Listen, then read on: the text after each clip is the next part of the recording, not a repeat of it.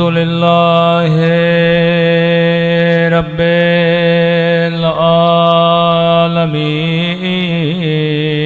العالمين الحمد لله كما هو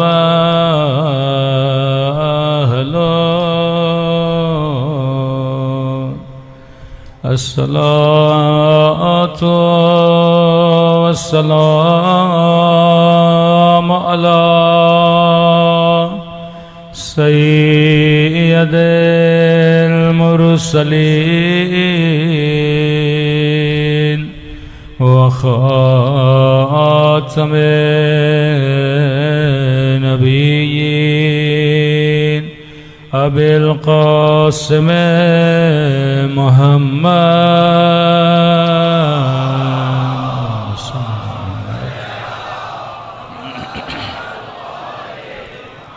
وعلى آله الطيبين الطاهرين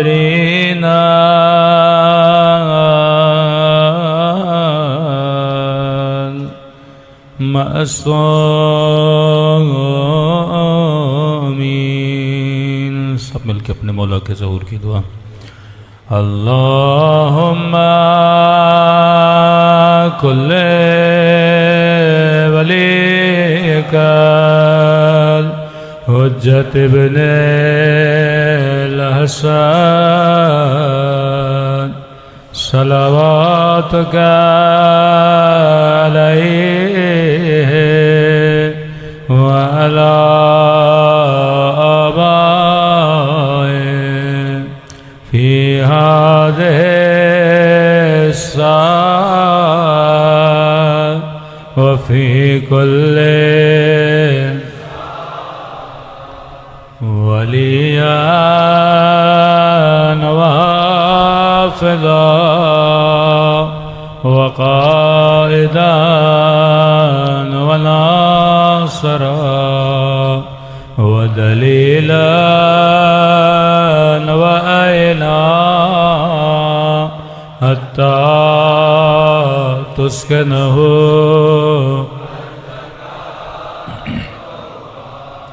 وتمتعه فيها طويلا برحمتك يا أرحم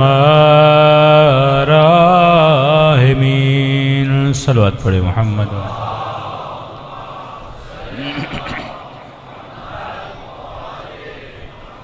بسم اللہ الرحمن الرحیم. رب اشرح لی صدری ویسر لی امری واحلل عقدۃ من لسانی یفقهوا قولی.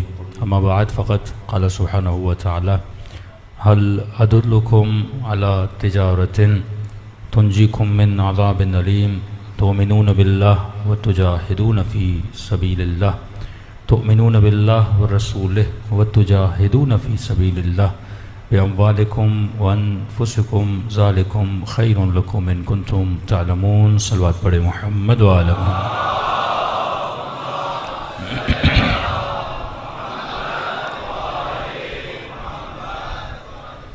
دعا ہے پروردگار عالم محرم کے ایام میں کی گئی عبادتیں اور عزاداریاں اپنی بارگاہ میں قبول فرمائے، اور جس مقصد حیات اور زندگی کی خاطر ہم فرش عزا پہ جمع ہوئے، خدا ان مقاصد میں بھی ہم سب کو کامیابی نصیب فرما دے.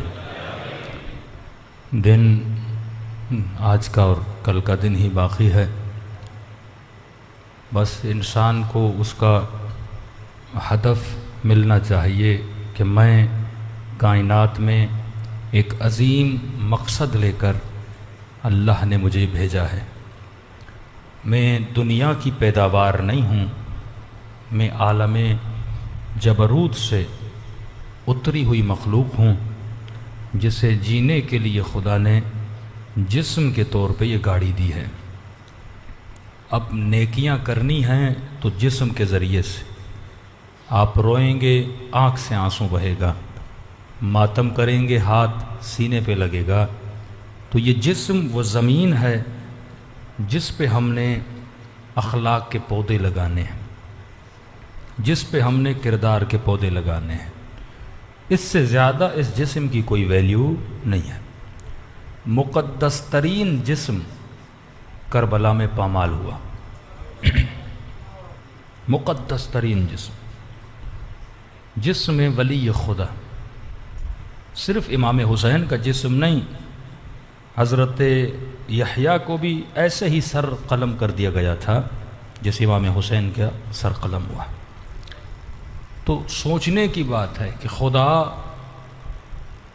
اپنے ولی کو اس جگہ پہ بچاتا کیوں نہیں، جبکہ خود کہتا ان اللہ علی کل شیء قدیر۔ تو خدا کربلا میں امام حسین کو بچا دیتا۔ خدا نے حسین کو پاور دیا تھا، ولایت کا پاور۔ جعفر جنی امام حسین کی خدمت میں آیا کہ مولا حسین آپ بولیں تو میں پورے لشکر کو تہس نہس کر دوں، لیکن امام نے فرمایا نہیں، میں عادل امام ہوں، وہ تجھے نظر آ رہے ہیں، تو ان کو نظر نہیں آ رہا۔ پھر کہا کہ مولا میں انسانی شکل میں آتا ہوں، امام نے فرمایا نہیں، یہ جنگ اختیار کی جنگ ہے، اگر میں جبراً ان کو ہراؤں، جبر کا مطلب یہ کسی معجزے کے ذریعے سے، انسان اپنے اختیار سے اپنے راستے کو چنے۔ اگر رسول خدا چاہتے تو کیا پورے مکے کو ایک عظیم معجزے سے مسلمان نہیں بنا سکتے تھے، لیکن نبی نے فرمایا نہیں، اپنے اختیار سے رسول کے خیمے میں آؤ، پہلے باطل کو بھی پہچانو، حق کو بھی پہچانو۔ جب دونوں چیزیں تمہاری سمجھ میں آ گئیں، اب یہ تیرا اختیار ہے کہ تو حق کے راستے پہ چلنا چاہتا ہے یا باطل کے راستے پہ چلنا چاہتا ہے۔ یہ جسم اللہ نے تجھے خدمت خدا کے لیے دیا، یہ جسم دنیا کی خدمت کے لیے نہیں ہے، یہ دنیا تیری خادم ہے، تو دنیا کا خادم نہیں ہے۔ یہ پوری کائنات جو اللہ نے بنائی ہے اس انسان کی خدمت کے لیے بنائی ہے، اور اگر تیرے وجود کو بنایا ہے تو اس نے اپنی خدمت کے لیے بنایا ہے۔ صلوات پڑھے محمد و آل محمد۔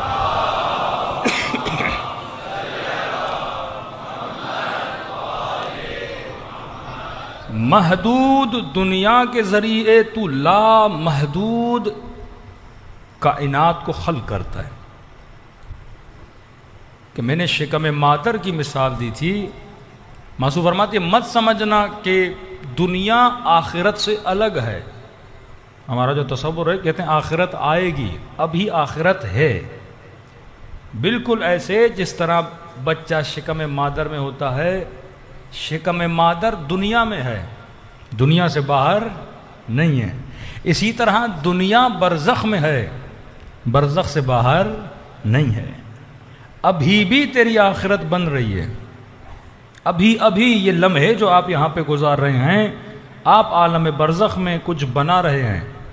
یعنی ودن سیکنڈ اگر مجھے موت آ جائے، میری روح بدن سے نکل جائے، فوراً اس عالم، وہ عالم یہاں سے جدا نہیں ہے، بس دنیا ایک چھوٹا سا بال ہے جو ایک بہت بڑے بال کے اندر ہے۔ تو اس کے اندر ہے پر اسے دیکھ نہیں پاتا، تو اس کے اندر ہے پر اس کو درک نہیں کر پاتا، اسے سمجھ نہیں پاتا۔ لیکن ہاں اگر تو چاہے اس کائنات کی ایک جھلک کو دیکھے تو اپنی روح کی پرواز کو بلند کر۔ کئی لوگ عالم خواب میں، خوابوں کی صورت میں مردوں سے ملتے ہیں، مردوں سے ملاقات کرتے ہیں، اور مردے انہیں کئی اوقات وہ احوالات بھی بتاتے ہیں کہ ہم کس حال میں ہیں۔ ارواح کو بلایا بھی جاتا ہے جن کو خدا یہ طاقت دیتا ہے۔ شیخ ہلی اور مقدس اردبیلی کے لیے مشہور ہے کہ کسی عالم جو احضار ارواح کا علم جانتا تھا، اسے کسی نے بولا کہ مثلا شیخ مفید یا علامہ ہلی کو بلاؤ، تو اس نے کہا میں ان دو کو بلا نہیں سکتا۔ کہا کیوں؟ کہ ابھی وہ جنت میں علی کے ساتھ بیٹھے ہوئے ہیں۔ یعنی یہ خیرات ملتی رہتی ہے کہ ایران کا ایک شخص، اس کا ایکسیڈنٹ ہوا، وہ کوما میں چلا گیا، کافی عرصے تک کوما میں رہا۔ یہ کلپ اس کا کافی مشہور بھی ہوا، اور کہتا ہے کہ میں خود کو دیکھ رہا تھا کہ گاڑی کے اندر ہوں، میرا ایکسیڈنٹ ہوا ہے اور میری ماں رو رہی ہے، میرا بھائی رو رہا ہے، یہ سارا منظر میں اپنی آنکھوں سے دیکھ رہا ہوں۔ لیکن جو میرا بھائی ہے کہہ رہا ہے وہ اپنے پاؤں پہ کھڑے ہو کر امام حسین کو صدا دے رہا ہے، حضرت عباس کو صدا دے رہا ہے۔ میری ماں رو رو کے کہہ رہی ہے کہ امام رضا ہم تیری زیارت پہ آئے تھے، واپسی میں ایکسیڈنٹ ہو گیا ان کا، میں اپنا بیٹا تجھ سے مانگتی ہوں۔ کہتے ابھی تک مجھے سمجھ نہیں آ رہا تھا کہ میری موت واقع ہو چکی ہے، میں اپنے جسم کو اس گاڑی کے اندر دیکھ رہا تھا۔ کہتا اتنے میں میرے کانوں میں میرے والد کی آواز سنائی دی۔ اب میرے والد کو گزرے ہوئے کہتے 12 سال ہو گئے، اور میں اتنا پیار کرتا تھا اپنے بابا سے کہ 12 سال سے میں نے اپنے بابا کو دیکھا نہیں تھا، لیکن جیسے کانوں میں اس نے مجھے آواز آئی تو ظاہر انسان 12 سال پہلے چلا گیا، اور 12 سال کے بعد اپنے باپ کی آواز سنے انسان کو کتنا لطف آتا ہے۔ کہتا جیسے میں نے ایک بار باپ نے بلایا، دوبارہ بابا نے بلایا، جیسے میں نے والد کو دیکھا میں والد کی طرف دوڑا گیا۔ تو میں نے کہا بابا یہ کیا ہوا ہے؟ ابھی تک مجھے سمجھ نہیں آ رہا تھا کہ میرے ساتھ ہوا کیا ہے۔ تو پھر باپ نے مجھے بٹھا کے سمجھایا کہ میرے لال تو دنیا سے اب یہاں آ چکا ہے، کیا تجھے پسند نہیں تو اپنے والد کے ساتھ رہے؟ میں نے کہا وہ تو صحیح ہے، میں آنے کے لیے بھی تیار ہوں، لیکن میں نے اپنے باپ کو کہا مجھ سے میری ماں کا رونا دیکھا نہیں جاتا، تم دیکھ نہیں رہے کہ اماں کتنی تڑپ رہی ہے، تڑپ تڑپ کے مجھے بلا رہی ہے۔ تو والد نے کہا میرے ہاتھ میں کچھ نہیں ہے۔ کہتا اتنے میں کبھی ماں کے پاس جاتا تھا لیکن کوئی میری آواز کو سنتا نہیں تھا، اور بلند بلند آواز سے وہ امام رضا کو فریادیں کر رہی تھی۔ کہتے یہاں پھر میں خود کو والد کے پاس دیکھ رہا تھا، اتنے میرے والد نے کہا صبر کرو، دیکھتے ہیں کہ مولا کی مرضی کیا ہے۔ کہتا اتنے میں نے دیکھا کہ ایک آواز گونجی کہ مولا آنے والے ہیں۔ ایک سبز نور پیلے لباس کا لباس پہنا ہوا تھا، اور جیسے قریب آئے تو میرے بابا نے کہا یہ امام رضا ہیں جو آ رہے ہیں۔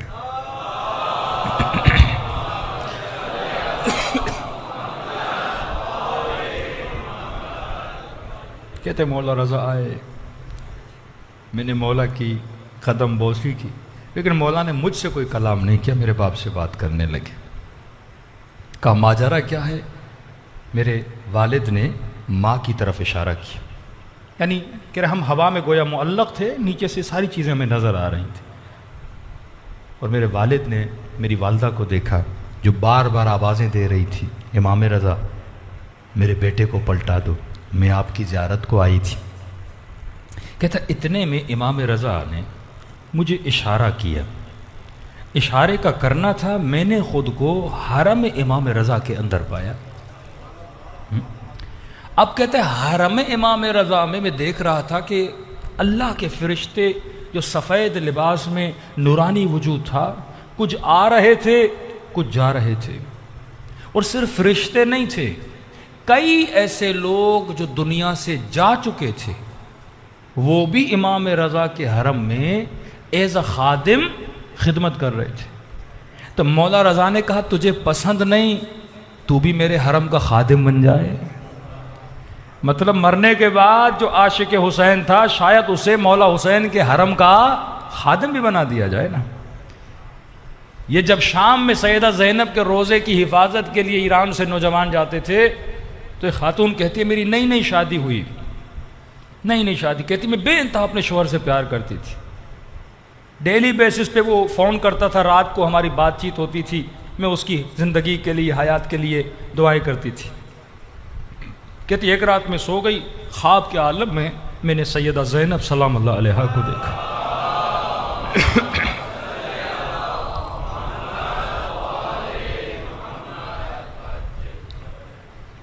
کہتے وہ ابوہت، وہ جلال، وہ ہیبت بی بی کے چہرے پر تھی، بڑا سا چہرہ تھا بی بی کا، اور بی بی نے میرے ہاتھ میں ایک رقعہ دیا، ایک کاغذ دیا، اور مسکرا کر وہ مجھے کاغذ دیا۔ جب میں نے وہ کاغذ دیکھا تو اس پہ لکھا تھا کہ ہم نے تیرے شوہر کو اپنے حرم کا خادم بنا لیا۔ کہتی یہ میں نے رات کو خواب دیکھا، صبح اٹھی ہوئے پریشان تھی، یہ کیسا خواب ہے؟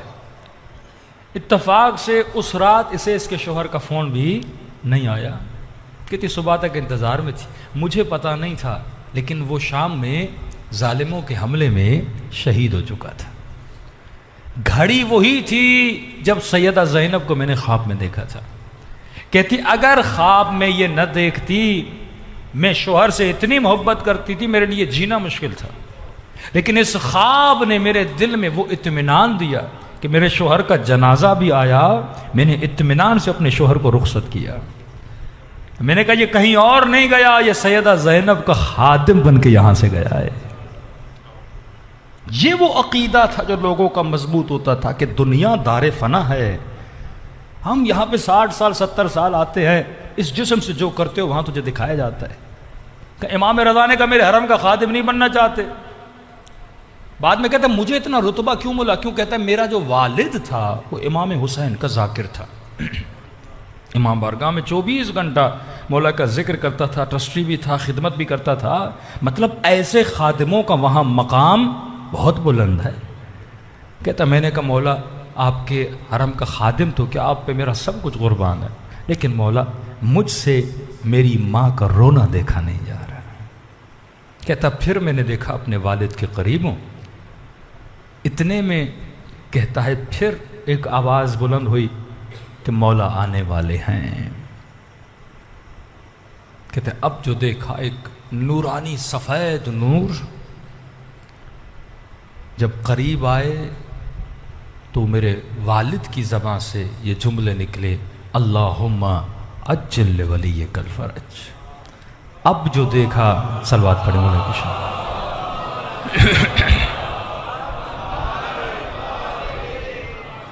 اب جو دیکھا تو میں نے امام زمانہ کو دیکھا۔ مولا آئے، پھر بھی انہوں نے میرے والد سے کچھ باتیں کی، والد نے سارا ماجرا بتایا۔ کہ یہ ہو کیوں رہا تھا، کیونکہ میری ماں کبھی امام رضا کو پکارتی تھی، کبھی امام زمانہ کو پکارتی تھی۔ امام زمانہ نے بھی اشارتاً اپنا سر نیچے کیا، گویا اس کا حکم آ چکا تھا کہ اس نے مرنا ہے، واپس نہیں جانا۔ کہتے میرے والد سے باتیں کر رہے تھے، امام رضا بھی کھڑے، امام زمانہ بھی کھڑے ہیں، لیکن کسی نتیجے پہ نہیں پہنچ رہے تھے۔ اتنے میں امام رضا نے دعا کے لیے ہاتھوں کو کہتے ہیں بلند کیا۔ کہتے جیسے امام رضا نے دعا کی، پھر آواز بلند ہوئی کہ مولا آ رہے ہیں۔ کہتے پہلے جو دو امام آئے ان کے آنے میں اور اس امام کے آنے میں بہت فرق تھا۔ مولا رضا آئے، ان کے آنے میں خوشی تھی، امام زمانہ آئے، ان کے آنے میں خوشی تھی، لیکن اب جب میں نے دیکھا یہ تیسری شخصیت آ رہی ہے، ایک غم کی فضا چھا گئی، اور دیکھا کئی نورانی وجود اس وجود کے ساتھ آ رہے ہیں۔ کہتے ایسے غم کی فضا کہ انسان کا دل اس غم میں پھٹنے لگے ہیں، اور جیسے وہ وجود قریب ہوا تو مولا رضا نے بھی سر ادب سے جھکایا، امام رضا نے بھی سر ادب سے جھکایا، میرے بابا نے بھی سینے پہ ہاتھ رکھا اور کہا السلام علیک یا ابا عبداللہ۔ کہتے اب وہ ہیبت تھی امام حسین کے وجود میں کہ دوسرے اماموں کو میں دیکھنے کی بھی جرت کر پا رہا تھا، لیکن جیسے امام حسین میرے قریب آ رہے تھے میرا سر جھکتا جا رہا تھا، ادب سے زانوں میں، ادب میں گھٹنوں پہ گویا کھڑا ہوا تھا، سر میرا جھکا ہوا تھا، اور زبان میں طاقت نہیں تھی میں مولا سے ایک جملہ بھی کلام بول سکوں۔ اور جیسے مولا آئے، بلند آواز سے امام رضا نے میرے والد کو کہا کیا بات ہے کہ اس کی ماں ہمیں اتنا کیوں بلا رہی ہے، اس کا بھائی ہمیں اتنا کیوں بلا رہا ہے؟ کہتے میرے والد نے کہا کہ مولا یہ میرا بیٹا ہے، یہ اس کا ایکسیڈنٹ ہوا ہے، اس کی ماں رو رہی ہے، باپ رو رہا ہے، کہ اللہ کی طرف سے حکم ہو چکا ہے، اس کی واپسی ممکن نہیں ہے، کیا یہ یہاں پہ خوش نہیں تیرے ساتھ؟ تو کہتا ہے میرے والد نے کہا سب کچھ ہے، لیکن یہ بار بار یہ کہتا ہے مجھ سے میری ماں کا رونا دیکھا نہیں جاتا۔ کہتا ہے جیسے میرے والد نے لفظ ماں لیا نا کہ اس سے اس کی ماں کا رونا دیکھا نہیں جاتا، کہتے ہیں امام حسین منقلب ہو گئے اور دعا کے لیے ہاتھوں کو بلند کیا۔ دعا کرنے کے بعد میرے قریب آئے اور کہا جا، ہم نے تجھے تیری ماں کی طرف پلٹا دیا۔ یہ شخص کہتا ہے بس امام حسین نے یہ جملہ کہا جا، ہم نے تجھے پلٹا دیا۔ کہتے ہیں ابھی تک میں نے حسین کا چہرہ نہیں دیکھا تھا، میرا سر جھکا ہوا تھا، لیکن یہ جملہ کہا نا، کہتا میں نے تھوڑی دیر کے لیے سر کو بلند کیا، نگاہ حسین کے چہرے پہ پڑی، کہتے آج تک پچھتا رہا ہوں، اے کاش واپس نہ آتا۔ اتنی لذت تھی، کہتا بس وہ نگاہ پڑی، پھر میں نے خود کو ہاسپٹل میں پایا۔ تو عزیزو یہ دنیا مقام فنا ہے، گزر جائے گی۔ معصوم فرماتے ہیں یہ آنکھ جھپکنے کے برابر ہے یہ دنیا۔ کسی نے کہا مولا 60-70 سال کی زندگی کو آنکھ جھپکنا؟ امام فرماتے ہیں بوڑھے سے پوچھو زندگی کیسے گزری، کہے گا پتہ ہی نہیں لگا۔ 25 سال کے جوان سے پوچھو زندگی کیسے گزری، کہے گا پتہ ہی نہیں لگا۔ یہ محرم کے 8 دن کیسے گزر گئے پتہ چلا؟ کہا جو زندگی خواب کی طرح ہے اس زندگی کے لیے اپنی آخرت کو تباہ و برباد نہ کیا کرو۔ کربلا کا میدان یہی ہمیں بتانے آیا کہ دیکھو عظیم ترین وجود کربلا میں قربان ہو گیا، وجود امام حسین۔ تو میرے اور آپ کے جسموں کی حیثیت کیا ہے، میرے اور آپ کے جسموں کی قیمت کیا ہے کہ بندہ اس جسم کو اللہ کی راہ میں قربان نہ کرے۔ وہ کہتے ہم یرید بکم اليسر، ہم تیرے لیے آسانیاں چاہتے ہیں، تیرے لیے مشکلیں نہیں چاہتے۔ کون سی آسانیاں؟ اے مومن یہاں زحمت اٹھائے گا وہاں آسانیاں پائے گا۔ یہاں کی خواہشوں کو پورا کرنے میں کبھی اپنی آخرت کو تباہ و برباد نہ کرنا۔ اب ایک سوال اپنے وجود سے کریے کہ مولا حسین کے درمیان اور لشکر یزید جو امام حسین کو قتل کرنے آیا اور رسول خدا کے درمیان فاصلہ کتنا تھا؟ 60 سال کا فاصلہ بالفرض۔ کیا ہوا لوگ اتنے بدل گئے کہ وہ قاتل نواز رسول بنے؟ یہ بحث ہے ہی نہیں حسین کو کس نے شہید کیا، اور مسلمان بچاتے رہیں، کبھی یزید کو بچائیں، کبھی اس کے آبا و اجداد کو بچائیں۔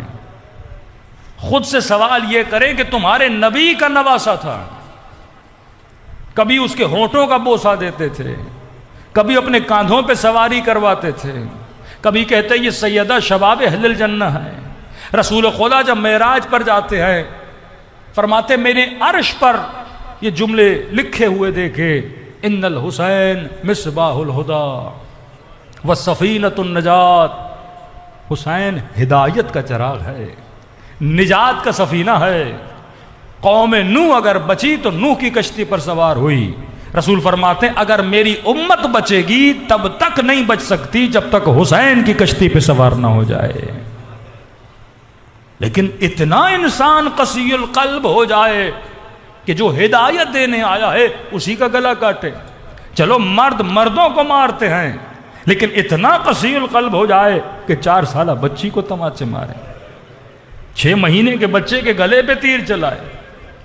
بھائی یہ تھا تو انسان نہ، پیدا ہوا تو فطرت اسلام پہ پیدا ہوا، لیکن اس انسان کو ایسا کیا ہوا کہ دن گزرتے گزرتے یہ شمر بنا، گزرتے گزرتے یزید بنا، اتنا ظالم بنا۔ یہاں معصوم ایک جملہ فرماتے ہیں، میں نے آپ کو مثال بھی دی تھی، جس طرح گندم کا دانے کو خوشے میں بدلنے کے لیے وہ انوائرمنٹ چاہیے۔ محرم میں آپ کے دل نرم کیوں ہو جاتے ہیں؟ کیونکہ محرم ایک انوائرمنٹ کو کریٹ کرتا ہے، اس انوائرمنٹ کے صدقے میں آپ سب کے دل نرم ہو جاتے ہیں۔ آپ مجلسوں میں گریہ بھی زیادہ کرتے ہیں، آپ کے اوپر حدیثوں کا اثر بھی زیادہ ہوتا ہے، کیونکہ حسین کی شہادت کا ایک انوائرمنٹ بنا ہوا ہے۔ بالکل ایگزیکٹ جب حرم امام حسین میں جاتے ہو وہاں کا انوائرمنٹ ہوتا ہے، لوگ بدل جاتے ہیں۔ ہر اگر کربلا کے انوائرمنٹ میں نہ آتا، اگر مولا حسین سے نہ ملتا، اگر شب عاشور جب ہر امام حسین کے خیمے میں گیا، ہر کی ننھی سی بچی حسین کے خیمے میں نہ جاتی، اپنے خیمے میں بیٹھ کے نماز پڑھ رہا تھا، اس کی چھوٹی سی بچی تھی، آئی، بابا مجھے تھوڑا پانی دو گے؟ کہنے لگا بیٹی پانی پی لو۔ نہیں بابا اپنے لیے نہیں چاہیے۔ بیٹی پانی کس کے لیے چاہیے؟ اب بچے ہیں نا، کھیلتے کھیلتے ان خیموں میں داخل ہو جاتے تھے رات کے اندھیرے میں۔ بیٹی پانی کس کے لیے چاہیے؟ بابا میں کھیلتے کھیلتے سامنے والے خیموں میں چلی گئی تھی، وہاں ایک چھوٹی سی بچی ہے جو پانی کے لیے ترس رہی ہے، اگر اجازت ہو میں تھوڑا پانی لے کر جاؤں۔ یہاں ہر بیدار ہونا شروع ہوا، اے ہر، حسین نے تیرے سارے سپاہیوں کو پانی پلا دیا، تیری وجہ سے نبی کا نواسہ آج پیاسا ہے۔ انوائرمنٹ انسان کو بدل دیتا ہے۔ بار بار کہہ رہا ہوں اپنے بچوں کے لیے اچھا انوائرمنٹ بنائیے۔ گندے انوائرمنٹ میں اگر اولادیں بڑی ہوئیں یہ کبھی حسینی نہیں بن سکتی۔ انوائرمنٹ اہل بیت والا بنائیے، انوائرمنٹ عالمانہ بنائیے، انوائرمنٹ زاہدانہ بنائیے۔ شہید مطہری کی کتاب میں آیت اللہ قاضی کا فوٹو پڑا رہتا تھا کہ آغا شہید مطہری آپ نے قاضی کا فوٹو کیوں رکھا؟ کہ حدیث ہے النظر الی وجہ العالم عبادہ، ایک با تقوی عالم کے چہرے کو دیکھنا عبادت ہے۔ کہ میں اپنی کتاب میں ان کا فوٹو رکھتا ہوں۔ آج بچوں کے موبائل میں کن کے فوٹو ہوتے ہیں؟ گھروں میں حدیثیں لگاؤ معصومین کی، فضول شو پیس لانے سے اچھا ہے حسین کا ایک فرمان اپنی دیوار پہ لگا دو، مولا علی کا فرمان دیوار پہ لگا دو۔ وہ انوائرمنٹ اپنے گھر کا بناؤ کہ بچہ اس گھر میں داخل ہو، اسے محسوس ہو میں کسی ایسے گھر میں داخل ہوا ہوں جہاں حسین کا ذکر کیا جاتا ہے۔ یہ بچی جب گھر میں اس کا انوائرمنٹ ہو، فرمایا غلط دوستیوں سے اپنے بچوں کو بچاؤ، غلط لوگوں سے اپنے بچوں کو بچاؤ۔ اس بچے کو سکھاؤ کہ میرے لال تو حسینی ہے، تیرا خریدار حسین ابن علی ہے، خود کو سستا نہ بیچا کرو، کسی غلط آدمی سے دوستی نہ کیا کرو، تمہاری زندگی تباہ و برباد ہو جائے گی۔ زبیر مولا علی کی پھوپھی کا بیٹا، دور کا رشتہ نہیں قریب کا رشتہ ہے۔ رسول خدا کی محفل میں بیٹھے تھے، بار بار مولا علی کو دیکھتا تھا، بار بار۔ رسول نے کہا زبیر آج کل تو علی کو زیادہ دیکھنے لگا ہے۔ کہنے لگا یا رسول اللہ آپ نے تو فرمایا النظر الی وجہ علی عبادہ، علی کے چہرے کو دیکھنا عبادت ہے، میں اسی لیے علی کو دیکھ رہا ہوں۔ نبی نے فرمایا زبیر آج کا دن یاد رکھنا کہ تو علی کے چہرے کو دیکھ رہا ہے، ایک دن آئے گا تو اسی چہرے کے مقابلے میں کھڑا ہو جائے گا۔ کہتا یا رسول اللہ کیسی باتیں کر رہے ہیں، میں اور علی کے مقابلے میں؟ یہ نہیں ہو سکتا۔ جنگ جمل ہوتی ہے، بعض لوگوں کو زبیر کا پتہ نہیں، جب سیدہ کے گھر پہ حملہ ہوا، دفاع کرنے والا زبیر، سر اس کا دروازے کی چوکھٹ پہ لگا، زخمی ہو کے زمین پہ گرا۔ مولا علی مسجد میں تکو تنہا، مولا قیام کریے آپ کا حق ہے خلافت۔ کہ زبیر لوگ اتنے نہیں ہیں، کہ مولا بہت لوگ ہیں، کہ کل آ جاؤ علی اعلان خلافت کریں گے۔ زبیر جب کل آیا تو 4 سے 5 لوگ زیادہ نہیں تھے، جن میں ایک زبیر تھا جس نے علی کے ہاتھ پہ بیعت کرنے کے لیے آیا۔ لیکن ایک دن ایسا انوائرمنٹ جب بگڑ گیا، یہ 28 سال کا انوائرمنٹ، مسلمان اس کو پڑھے، اختلافی بحث نہ کی جائے لیکن مسلمان اس کو پڑھے کہ رسول سے لے کے کربلا تک یہ کیسا انوائرمنٹ تھا جس نے شمر کو شمر بنایا، یہ کیسا انوائرمنٹ تھا جس نے یزید کو یزید بنایا، یہ کیسا انوائرمنٹ تھا کہ حجاج ابن یوسف اتنے گلے کاٹتا تھا کہ مسجد سے خون کی ندیاں بہتی تھی، یہ کیسا انوائرمنٹ تھا کہ آل نبی کو زندہ دیواروں میں چنا گیا، یہ کیسا انوائرمنٹ تھا کہ سیدانیوں کو زندانوں میں بند کر دیا گیا۔ فاصلہ زیادہ تو نہیں ہے، انوائرمنٹ میں بڑی بڑی شخصیات اپنے ایمان کو کھو بیٹھتی ہیں، تو انوائرمنٹ بڑا اہم ہے۔ آج دشمن انوائرمنٹ کو خراب کر رہا ہے، آج عزاداری کو عزاداری کی شکل سے نکال کر فیسٹیول بنایا جا رہا ہے، آج صرف عبادت نہیں اسے رسم کا رنگ دیا جا رہا ہے۔ کہ یہ پاکستانیوں کی رسم ہے، یہ ایرانیوں کی رسم ہے، پتہ نہیں یہ فلاں کی رسم ہے، اور باقاعدہ لکھتے ہیں کہ یہ شیعہ فیسٹیول ہے، مطلب رسم ہے، جس طرح ہندوؤں کی ہولی آتی ہے وہ ان کا فیسٹیول ہے، اسی طرح شیعوں کا فیسٹیول ہے، یہ پتہ نہیں کرسچنز کا فیسٹیول ہے۔ عزاداری فیسٹیول نہیں ہے، عزاداری عبادت کا نام ہے۔ عزاداری ایک راہ کا نام ہے، جس راہ پہ چل کے بندہ اس قابل ہوتا ہے کہ ہر زمانے کے یزید کا مقابلہ کر سکے، اس قابل ہوتا ہے کہ جذبہ ایثار کو پیدا کرے، کل جان بھی دینی پڑے تو دے دے، کل اولاد بھی قربان کرنی پڑے تو کر دے، کل مال بھی قربان کرنا پڑے تو کر دے۔ اگر تیرے وجود میں جذبہ ایثار پیدا نہیں ہوتا، وہ مومن جو سال میں ایک مرتبہ مال قربان نہ کر سکے، جو دن میں 17 منٹ نماز کے لیے نہ نکال سکے، وہ خاتون جو تھوڑا سا کپڑا اپنے سر پہ نہ رکھ سکے، اس کے اندر وہ قربانی اور راہ کربلا کا جذبہ نہیں ہے۔ تو یہ انوائرمنٹ نہیں ہے کہ مولا حسین کی مجلس ہے، فیسٹیول ہے، آؤ چلتے ہیں، نہ سر پہ دوپٹے ہیں، نہ آنکھوں میں حیا ہے، ایسا کوئی فائدہ نہیں ہوگا اس عزاداری کا۔ عزاداری نام ہے مکتب زینب کا، عزاداری نام ہے مکتب حسین کا، یہاں انسان سازی ہوتی ہے۔ اگر مجلس میں آؤ اور تیری انسان سازی نہ ہوئی تو سمجھ جانا تو کسی فیسٹیول میں گیا تھا، لیکن اگر مجلس میں جائے تیری انسان سازی ہوئی تو سمجھ جانا تو حسین کی محفل میں جا کر باہر نکلا ہے۔ اور یہ محفل انسان کو سلما بناتی ہے، حر بناتی ہے، میں سمیت تمار بناتی ہے۔ تو دشمن کی بڑی کوشش ہے ہمارے ایونٹس کو فیسٹیول بنا دیا جائے، لیکن اس نیت سے آیا کرو کہ تو عبادت کی نیت سے آیا ہے، تو یہاں پہ زاہد و عابد بننے کے لیے آیا ہے، تو اپنے امام زمانہ کے دل کو راضی کرنے کے لیے آیا ہے۔ صلوات پڑھے محمد و آل محمد۔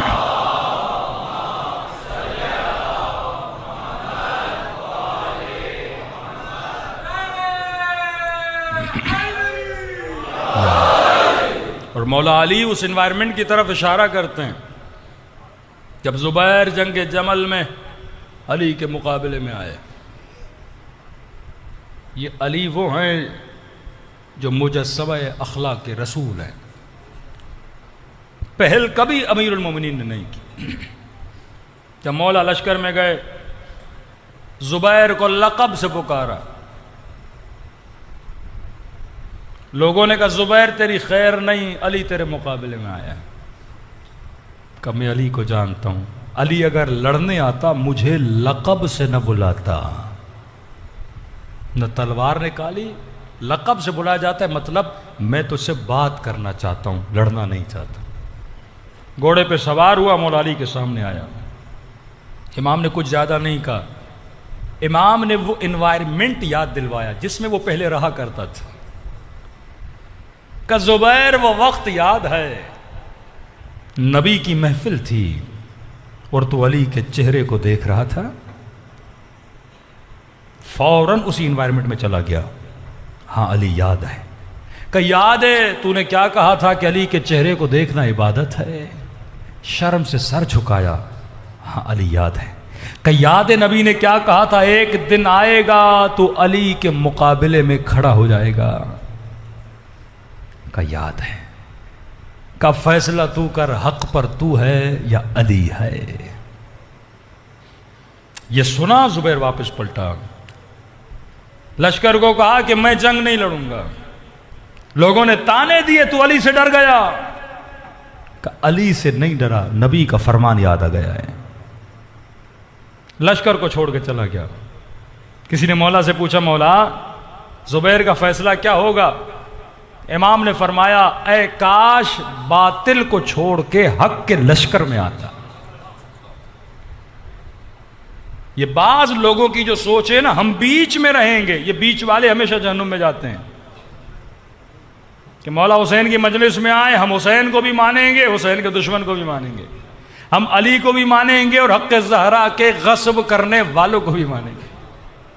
یہ بھی سوچ ایک لوگوں میں پیدا ہو رہی ہے، اس کو ماننا اس کو ماننا، کیا کس کس کی لڑا کی، چھوڑ دو، بڑے تھے جنہوں نے جو کیا وہ کیا۔ فرمایا نہیں، تجھے فیصلہ کرنا ہے، حق کہاں ہے باطل کہاں ہے۔ جب تو مجلس میں آتا ہے تجھے کسی حق کا پتہ لگتا ہے، اس حق کے راستے پہ چل۔ اب خطیب جو تجھے سنا رہا ہے وہ فرمان معصوم ہے، برا مت مانیے گا، لیکن کسی جوان کو پتہ چل جائے داڑھی رکھنا واجب ہے، آپ کو حق کا پتہ چلا نا، اور آپ حق پہ عمل نہ کرو، کون سی صفت ہے میرے اندر؟ مجمع میں لوگوں کو پتہ چلے صراحتاً معصوم کا فرمان ہے ہر بندے پہ خمس واجب ہے، پتہ چل گیا لیکن میں نہ دوں، مطلب حق کا پتہ چلا، اب حق کو فالو نہیں کر رہا۔ میری ماؤں بہنوں کو پتہ چلے کہ شرعی حجاب یہ نہیں ہے کہ سر پہ دوپٹہ رکھو آدھا سر تمہارا ننگا ہو،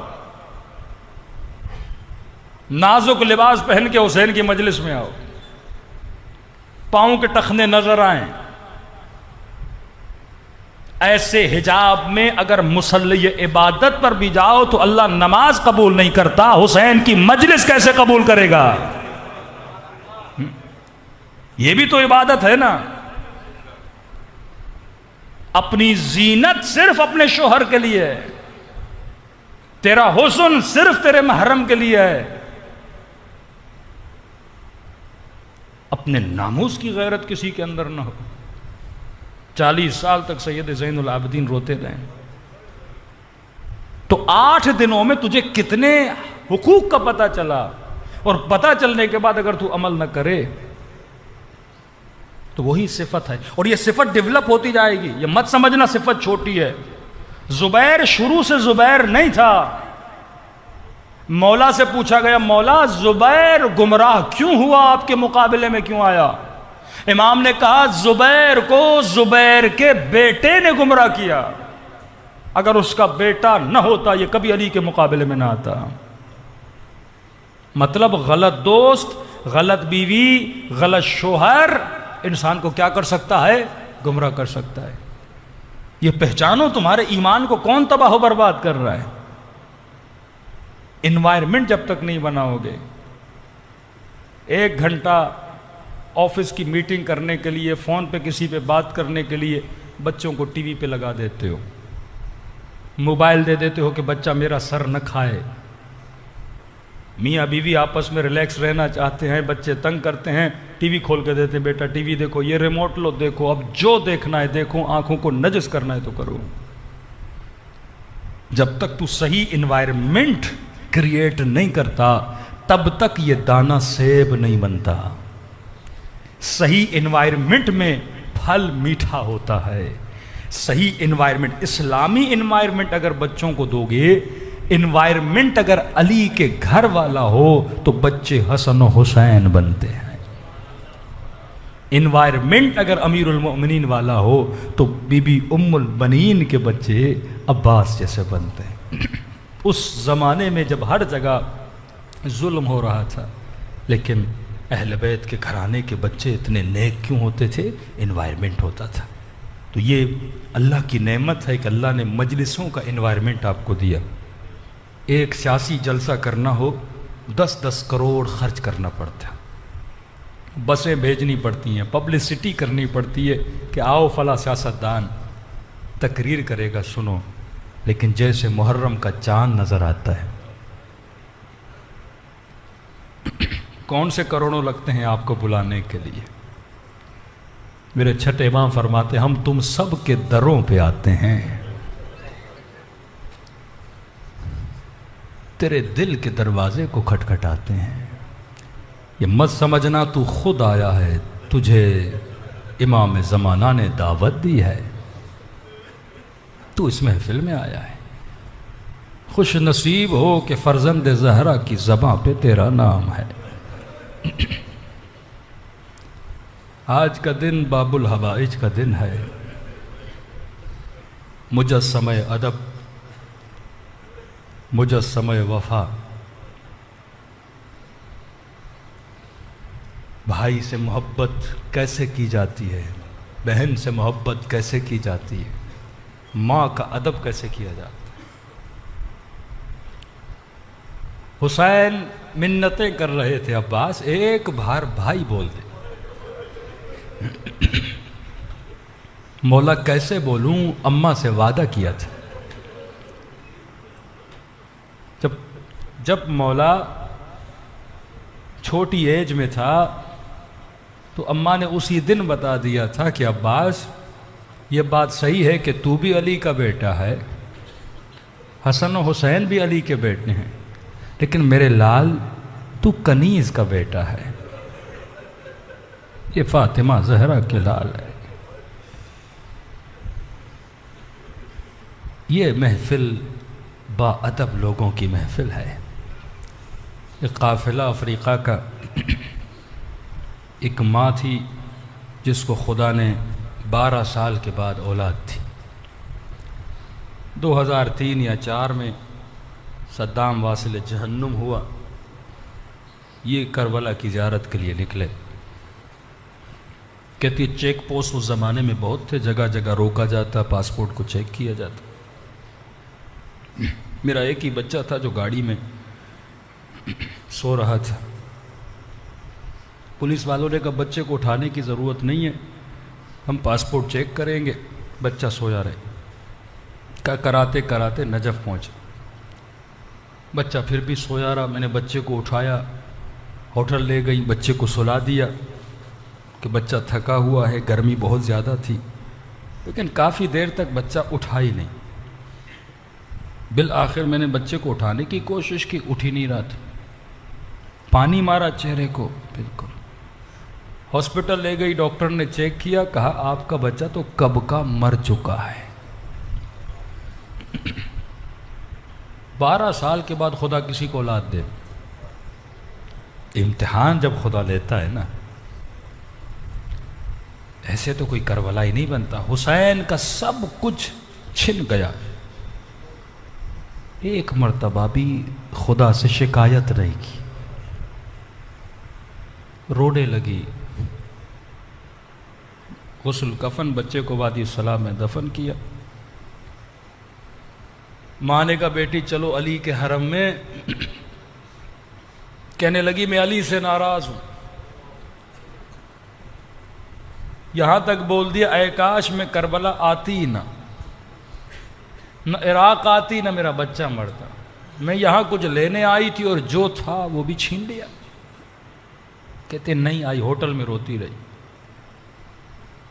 کربلا گئے، ماں نے پھر سمجھایا بیٹی حسین کے حرم میں چلو، رونا ہے حرم میں رو۔ کہتی اب جا کر کیا کروں گی، دنیا ان سے مانگنے آتی ہے، میرا ایک ہی بیٹا تھا، انہوں نے وہ بھی چھین لیا۔ کہ آخری 2 دن بچے تھے، ماں غصے میں آئی، کب بیٹی لڑنا ہے، جھگڑنا ہے، اہل بیت سے لڑنا ہے تو ہوٹل میں بیٹھ کے شکایتیں کیوں کر رہی ہو؟ علی کے حرم نہیں گئی، حسین مولا کے حرم نہیں گئی، چلو عباس سے جا کے شکایت کرو،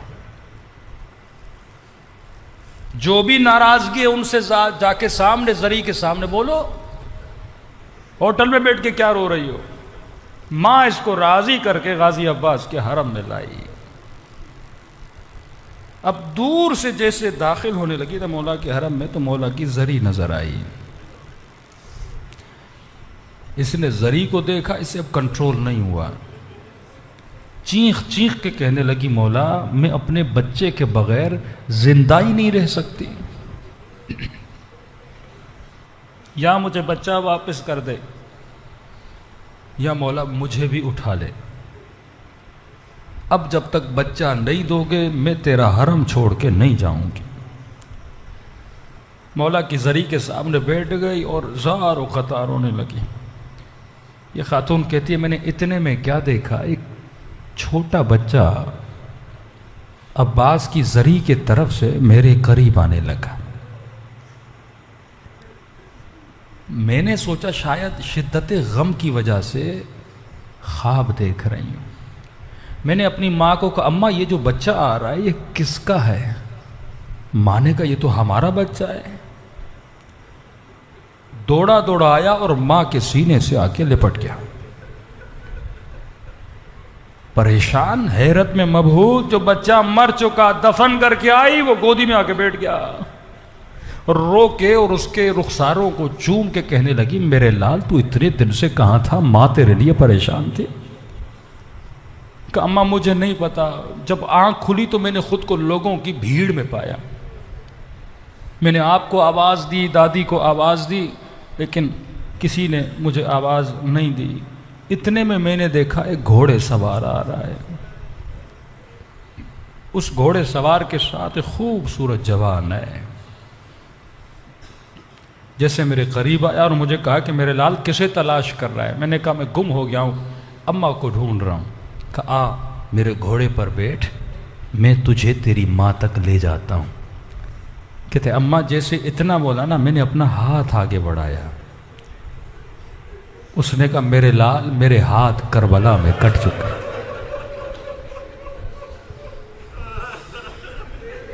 کا ساتھ میں جو خوبصورت جوان تھا نا،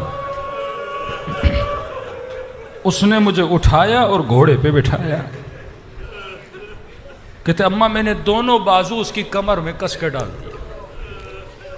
جیسے بازوؤں کو کمر میں ڈالا تو میں نے اپنے لباس میں کسی گرمی کا احساس کیا۔ میں نے کہا گھوڑے سوار یہ گرمی کیسی ہے؟ کہا یہ گرمی نہیں، میرا خون ہے جو کربلا میں بہا تھا۔ کہا مجھے زری کے قریب لے آئے، کہا میرے لال یہیں بیٹھ جا، ابھی تیری اماں آنے والی ہے۔ لیکن جب ماں سے ملو نا تو عباس کی طرف سے اپنی ماں کو یہ پیغام دینا۔ میں کہوں گا یہ پیغام اس ماں کے لیے نہیں، تمام شیعوں کے لیے، کہ سنو اہل بیت تجھ سے محبت کتنی کرتے ہیں۔ رو رو کے کہنے لگی میرے لال کون سا پیغام؟ کہ غازی عباس نے کہا اے شیعو، چھوٹی چھوٹی باتوں کے لیے ہم سے ناراض نہ ہوا کر۔ ہم اہل بیت سے تمہاری ناراضگی برداشت نہیں ہوتی۔ میں قربان غازی عباس آپ کی مہربانی پہ، لیکن خاک ہو میرے سر پہ کہ ہم نے کتنے گناہ کر کے امام زمانہ کا دل دکھایا۔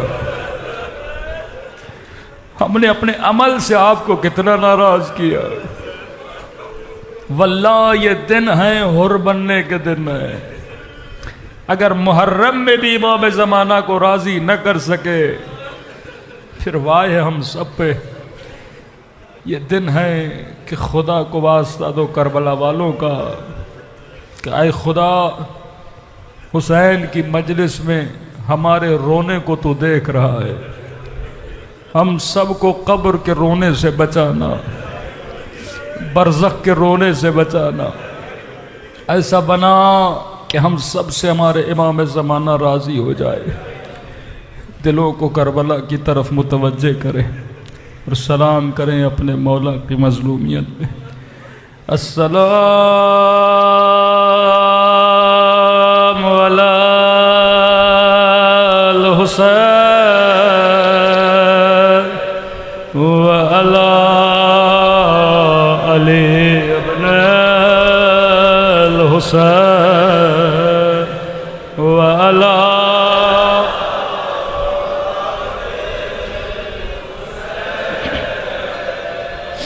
وعلی اصحاب سب مل کے السلام علی الحسین وعلی علی ابن وعلی اولاد الحسین وعلی اصحاب۔ میرا سلام ہو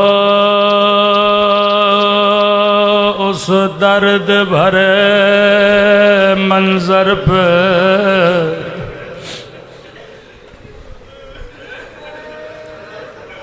جب حسین گھوڑے سے اتر کے دو کٹے ہوئے بازو اٹھائے تھے، بازووں کو چوم کے کہا عباس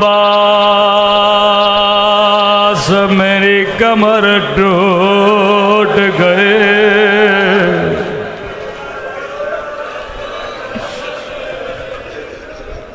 اے خدا آج میرے گنہگار ہاتھوں کو نہ دے،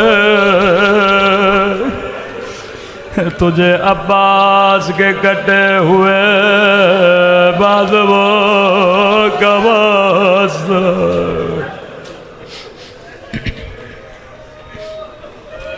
ایک مولا کا زائر غازی عباس کی زیارت کو گیا،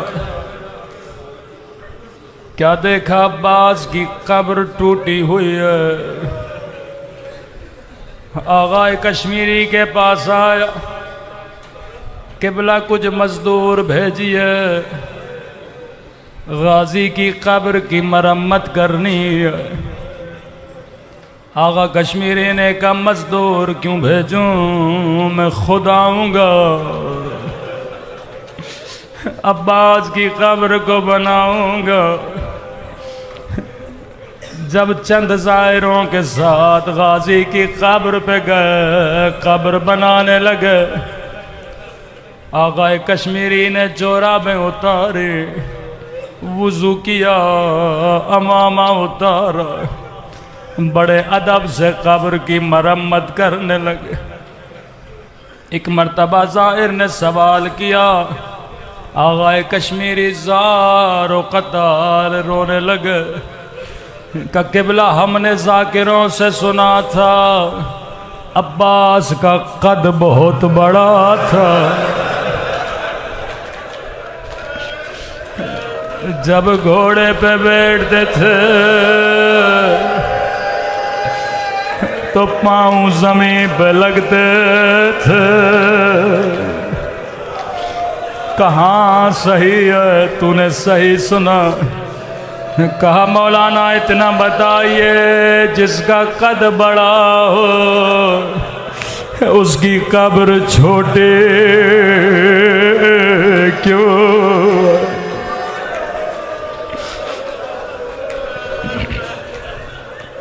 یہ بہت بڑے عالم دین تھے، کہتا ہے میرے ذہن میں بھی سوال تھا، مجھے جواب امام معصوم نے خواب میں آ کر دیا۔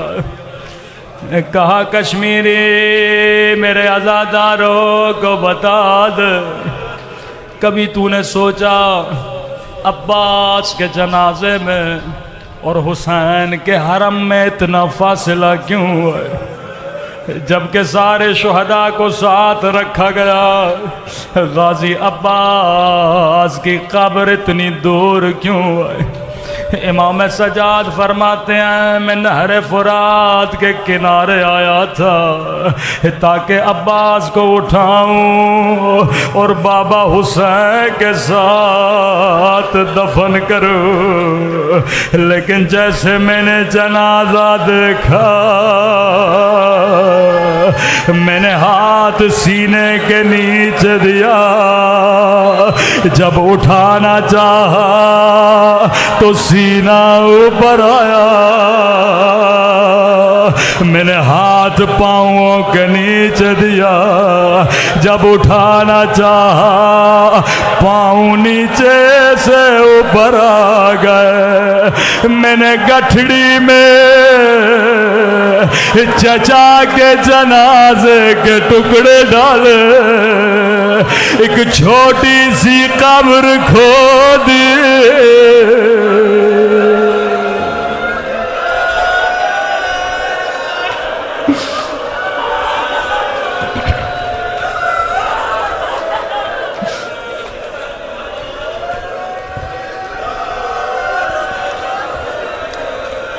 جب قافلہ مدینے پہنچا تھا بشیر نے آواز بلند کی، مدینے والوں نبی کا نواسا حسین مارا گیا۔ بشیر کہتا ہے میں نے دیکھا ایک بوڑھی خاتون ہے، جس کے ہاتھ میں عصا ہے، آنکھوں سے نابینا ہو چکی ہے، دیوار کا سہارا لے کر آتی ہے، جیسے کانوں سے سنا حسین مارے گئے۔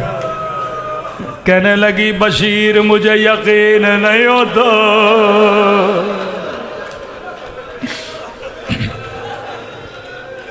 حسین مارے گئے۔ کہاں بوڑھی خاتون، حسین مارے گئے۔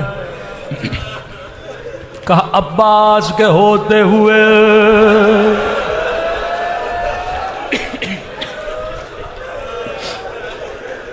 کس میں جرت ہے میرے حسین کو مارے۔ بشیر نے کہا بی بی عباس بھی مارے گئے۔ کہا کس میں جرت ہے میرے عباس کو مارے۔ کبھی بھی عباس کا قصور نہیں تھا، عباس کے بازو کٹ چکے تھے۔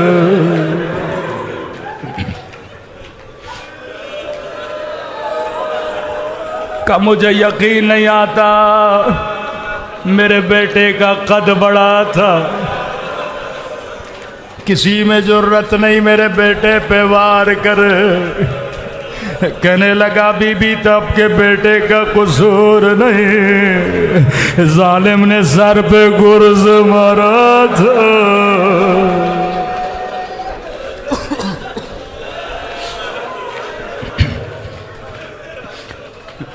جب بی بی نے سنا ہاتھ کٹے، سر پہ گرز لگا، سیدھا جنت البقیع گئی، سیدہ کی قبر پہ بیٹھے، رو کے کہنے لگی بی بی میرے عباس کو معاف کر دینا، اگر بازو سلامت ہوتے کبھی زینب کی چادر نہ لٹتے۔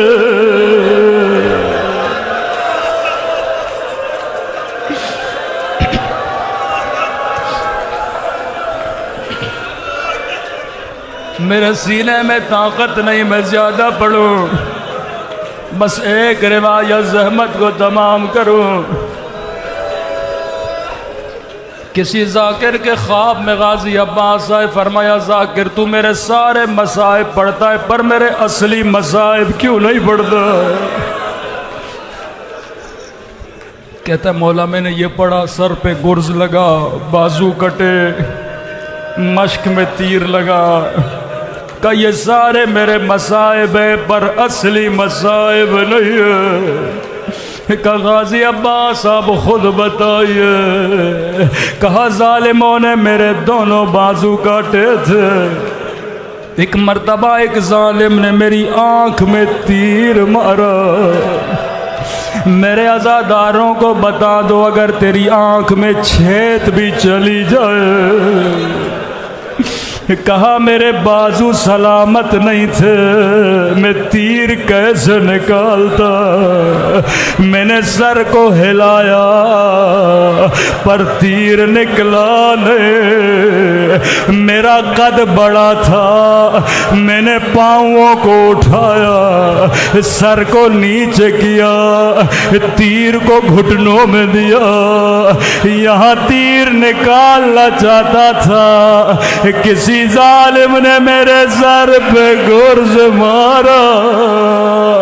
اے میرے ذاکر، کربلا کا کوئی شہید میری طرح گھوڑے سے نہیں گرا، میرے بازو سلامت نہیں تھے، میری ایک آنکھ میں تیر تھا، میں منہ کے بل زمین پہ گرا۔